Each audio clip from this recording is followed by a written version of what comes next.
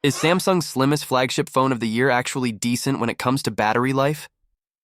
That's been the big question around the Galaxy S25 Edge ever since it was announced with a 3900 mAh battery, a number that raised eyebrows from the start. Compared to the other Galaxy S25 models, that battery size looked worryingly small. But now that the official battery test results are out, we finally know how the S25 Edge performs. First, let's be clear, it's not a battery beast, but it's not a disaster either. In our screen time estimate, the Galaxy S25 Edge came in at around 6 hours and 22 minutes. That's below the Galaxy S25, which lasted 7 hours and 6 minutes, and far behind the S25 Plus and S25 Ultra, which scored over 7 and even 8 hours, respectively.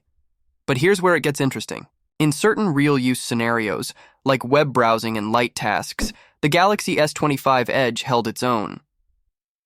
Let's look at the numbers. Browsing: 16 hours and 40 minutes video streaming, 7 hours and 44 minutes gaming, 9 hours and 38 minutes.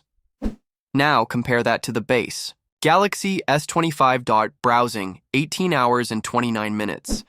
Video, 8 hours and 1 minute, gaming, 12 hours and 20 minutes. So yes, the S25 Edge is behind, sometimes by hours, but it's not falling off a cliff. It performs reasonably well, especially considering its super slim body and compact build. The S25 Plus and S25 Ultra, with their larger 4900 mAh and 5000 mAh batteries, obviously last longer. Those phones are also much bulkier and heavier.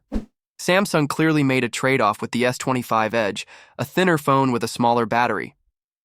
Now, let's talk averages. For web browsing, the average across modern flagships is around 16 hours and 23 minutes. The S25 Edge actually beats that at 16 hours and 40 minutes, so if you're just scrolling through news or social media, it's solid. For video watching, the average is about 10 hours and 8 minutes. The S25 Edge, only 7 hours and 44 minutes. Not great, but still manageable for casual streaming. In gaming, it hits 9 hours and 38 minutes, slightly below the 10-hour average, but again, not unusable. Interestingly, this puts the Galaxy S25 Edge above some popular mid-range phones. It beats the iPhone 16e, which scored 6 hours and 4 minutes. It edges out the Galaxy A35, which managed 6 hours and 12 minutes.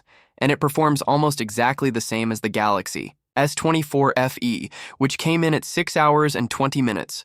So, while it's not in the same league as the S25 Ultra or Plus, the S25 Edge isn't the weak performer many feared. Is Samsung planning to kill off the Galaxy S Plus series next year? That's what a new rumor suggests, and all eyes are now on the Galaxy S25 Edge to see if it can deliver. According to reports, Samsung is seriously considering replacing the Galaxy S26 Plus with the upcoming Galaxy S26 Edge in 2026. But here's the catch. This decision depends entirely on how well the S25 Edge performs in the market. If that phone does well, the Plus model might be gone for good. Let's break this down. Right now, Samsung's Galaxy S lineup includes the base model, the Plus, and the Ultra.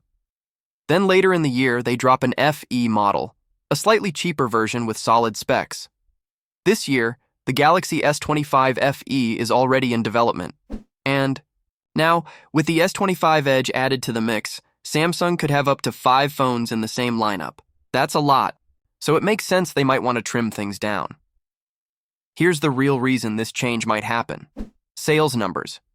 Based on what Samsung is reportedly telling its suppliers, the Galaxy S25 Ultra is expected to sell the most, about 17.4 million units. The base Galaxy S25 is close behind with 13.6 million, but the Galaxy S25 Plus just 6.7 million units. That's the lowest of the bunch. So from a business point of view, it seems logical. Why keep making a model that isn't pulling its weight when the Edge is newer, more exciting, and maybe better suited to the current market? According to the leak, Samsung has already kicked off development on the Galaxy S26 series under the project name NPA. The current plan is to start with 3 models: the base Galaxy S26, the Galaxy S26 Edge, and the Galaxy S26 Ultra. But here's the interesting part. Samsung is leaving some wiggle room. If the Galaxy S25 Edge doesn't do as well as they hope, Samsung might still bring back the S26 Plus next year. In that case, both the Edge and Plus models could exist separately. That's because Samsung doesn't want to give up on the ultra-slim phone category, especially now that Apple is rumored to join in with its own thin iPhone 17 Air. So, what makes the Edge model so special anyway? It's built for people who want high-end features without the bulk of the Ultra. You still get top-tier hardware, like a 200-megapixel main camera, the powerful Snapdragon 8 Elite for Galaxy chip, and all the Galaxy AI tools, but in a slimmer, more comfortable design. It fills a nice gap between the base and Ultra, and it could turn into a fan favorite if marketed well. If the S25 Edge does take off, Samsung might not just kill the Plus model, they could double down on thin flagship phones across their lineup. It would also push them to use more advanced battery tech like silicon carbon, which offers higher capacity in the same size. Have you ever imagined an iPhone that folds like a book, blending Apple's signature style with a brand new design? For years, the idea of a foldable iPhone sounded like something from a sci-fi story, but now it's becoming a reality. Recent leaks and insider information reveal that Apple is preparing to launch a foldable iPhone, and this isn't just a one-off device. Apple plans to make it a regular part of their lineup, just like their regular iPhones. This foldable iPhone won't be a niche product or a limited edition. Sources say it will be Apple's most premium model, even more exclusive and expensive than the current Pro Max versions. Some experts believe that in the coming years, this foldable iPhone could become the flagship device, replacing the Pro Max as the top-tier model. Apple's plan is bold, but the company has a history of pulling off big changes in the smartphone world. If you're worried it might be another iPhone mini or Plus, phones that Apple quietly stopped making after well, don't be. The foldable iPhone is expected to receive yearly updates, just like Samsung's Galaxy Z Fold series. Apple aims to improve it every year, making it better and more refined over time. But why has Apple waited so long to jump into foldable phones, when competitors like Samsung, Oppo, and Google have already released theirs? The answer is simple. Apple wants perfection. They've spent years working on the design to fix problems that other foldable phones still struggle with, like the crease in the screen. Apple isn't interested in launching just another foldable phone. They want to create something that feels smooth, beautiful, and convincing enough to win over even the most skeptical users. Many believe that Apple's entrance into the foldable market could spark renewed excitement. Foldable phones have lost some popularity in recent years, with sales slowing and interest fading. But Apple has a reputation for turning technology into must-have products. If they get it right, this foldable iPhone could bring a fresh wave of excitement and energy to foldable smartphones everywhere.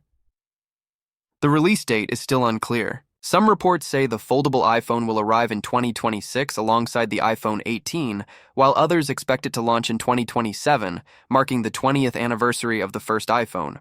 Apple might even introduce a new all-glass iPhone Pro around the same time to make the event even more special. One thing is certain. Apple isn't just testing the waters with this device. The foldable iPhone is meant to stay and become a core part of their product lineup. Of course, Apple will face stiff competition. Samsung's Galaxy Z Fold 7, Google's Pixel 9 Pro Fold, and Oppo's Find N5 are already established foldables with strong features, attractive designs, and some even offer advanced AI capabilities ahead of Apple's current software. Apple's challenge will be to stand out in a market that's becoming more crowded and competitive.